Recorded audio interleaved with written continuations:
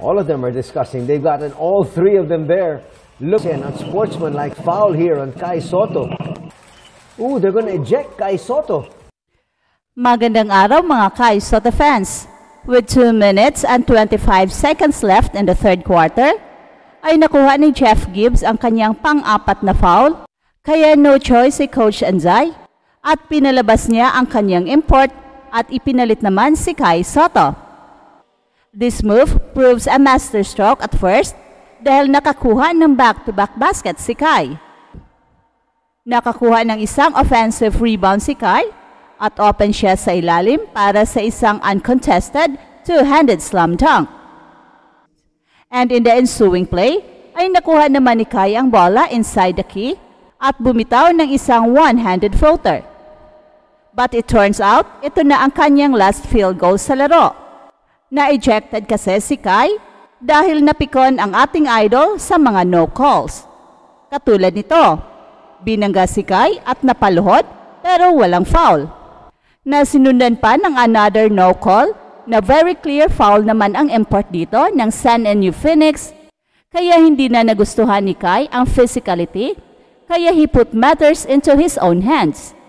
Sa isang fast break play ay binangga ni Kai ang import ng Neo at tumalsik sa sahig. Nagkaroon ng commotion at muntik ng magkasuntukan. Ang bagsik ni Kai, parang halimaw pero bad thing, ay nahatulan ng pangalawang unsportsmanlike foul si Kai at tuluyan nang na-ejected sa laro with 1 full quarter to play. Nakakuha pa rin si Kai ng double-double with 12 points and 13 rebounds. Still very impressive, kaya lang talo naman ang Koshigaya Alphas 89-86. Ang insidenteng kinasangkutan ni Kai sa laro ng Koshigaya Alphas laban ng San NU Phoenix ay nagpakita ng dalawang bagay. Ang kanyang malaking potensyal bilang dominanteng center at ang hamon ng pagharap sa emotional na aspeto ng laro. Ang laro ni Kai ay puno ng highlight-worthy moments tulad ng kanyang back-to-back baskets at double-double performance, 12 points and 13 rebounds, na patunay ng kanyang kakayahan bilang isang game changer sa loob ng court. Gayunpaman, ang kanyang ejection sa laro ay nagbibigay diin sa pangangailangan na mas maging kontrolado ang kanyang emosyon, lalo na sa physicality sa laban. Pinuri ni Coach Anzay ang inside presence ni Kai at ito ay lubos na napatunayan sa laro. Sa mga crucial moments, nagawa ni Kai na mag-step up gaya ng kanyang offensive rebound at easy slam dunk, pati na rin ang one-handed floater. Ang ganitong contribution ay nagpapatunay na si Kai ay isang mahalagang asset para sa Koshigaya Alphas, lalo na sa kanyang versatility at basketball IQ sa ilalim ng ring. Sa kabila ng pagiging bata, pinapakita ni Kai na kaya niyang magdala ng malaking responsibilidad sa laro. Ipinakita ng laro kung gaano ka-physical ang competition sa Japan B-League. Sa ilang pagkakataon, hindi tinawagan ng referees ang mga malinaw na fouls na natanggap ni Kai na siyang nagdulot ng frustration sa kanya.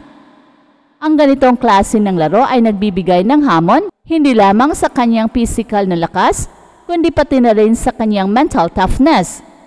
Kailangan masanay si Kai sa ganitong klaseng laro dahil ito ang maghahanda sa kanya para sa mas mataas na antas ng competition, kabilang na ang NBA.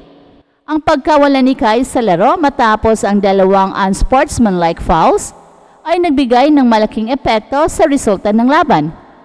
Ang kanyang pagkadismaya sa mga no calls ay nauwi sa mas agresibong aksyon na nagdulot ng kanyang ejection. Bagamat nagpapakita ito ng kanyang pagiging palaban, kailangang matutunan ni Kai na kontrolin ang kanyang emosyon, lalo na sa mga pressure situations. Ang pagkakaroon ng mental composure ay kasing halaga ng pisikal na kakayahan sa paglalaro ng basketball. Ang intensity na ipinapakita ni Kai sa laro, particular ang kanyang pagharap sa import ng New Phoenix, ay nagpapakita ng kanyang determinasyon na hindi magpatalo.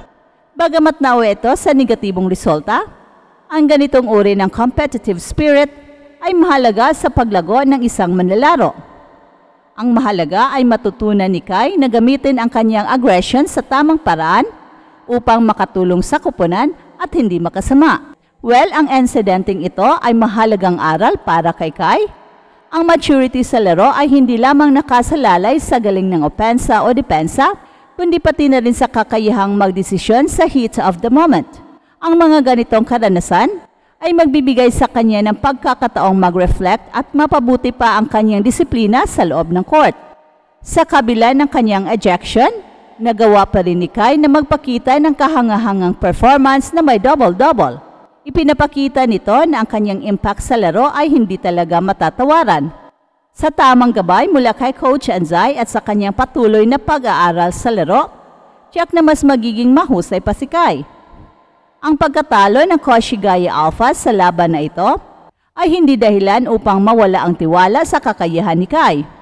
Sa halip, ito ay nagbigay ng pagkakataon para sa kanyang personal na paglago bilang isang atleta. Sa kabuuan, ang laro ni Kai ay isang magandang halimbawa ng kanyang potensyal at ang mga hamon na kanyang kinakaharap bilang batang manlalaro sa isang kompetitibong liga. Ang mahalaga ay ang kanyang patuloy na pagkatuto mula sa mga ganitong karanasan na siyang magiging susi sa kanyang tagumpay sa hinaharap. Hey, hey, hey! Attention mga kapatrol! Get ready for an epic giveaway. Once Express Info hits 150k subscribers, one lucky winner will win the incredible Oppo Reno 11F 5G smartphone.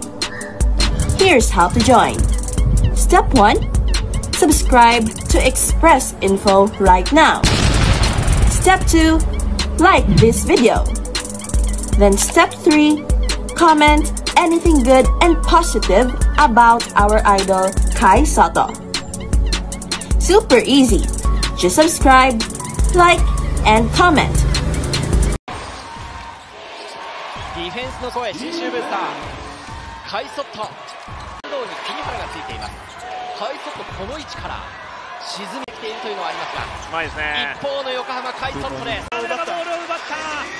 そしてカイソットキープ2本目。